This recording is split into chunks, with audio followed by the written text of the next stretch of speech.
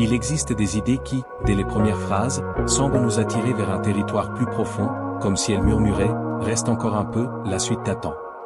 C'est précisément ce qui se produit lorsque l'on commence à réfléchir à ce qui lie deux mondes que tout paraît opposé. La philosophie stoïcienne de la Grèce antique et les enseignements spirituels de Jésus de Nazareth. Deux univers éloignés par la culture, le temps et la tradition, mais qui semblent, lorsqu'on y regarde attentivement, se rejoindre dans une quête commune. Comprendre l'être humain, son cœur, ses souffrances et son chemin vers une vie intérieure plus lumineuse. Depuis toujours, l'humanité cherche à donner un sens à ce qu'elle vit.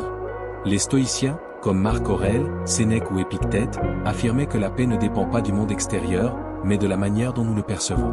Jésus, quant à lui, enseignait une paix qui naît du cœur, une paix enracinée dans la foi, l'amour du prochain et la conscience d'un but plus élevé. Deux approches différentes en apparence, mais dont l'écho résonne parfois avec une surprenante harmonie. Lorsqu'Épictète disait « Ce ne sont pas les faits qui troublent les hommes, mais l'idée qu'ils s'en font. Comment ne pas penser aux paroles de Jésus, la vérité vous rendra libre ?» Dans les deux cas, la liberté commence à l'intérieur. Et lorsque Jésus disait « Ne vous attachez pas aux richesses terrestres », Marc Aurèle écrivait de son côté « Très peu de choses sont nécessaires pour vivre heureux ». Deux voies différentes, une même invitation, se détacher de ce qui manque de profondeur pour se rapprocher de ce qui élève. Bien sûr, il ne s'agit jamais de fusionner les deux figures. Jésus est au cœur d'une foi, d'une spiritualité, d'une relation entre Dieu et l'homme.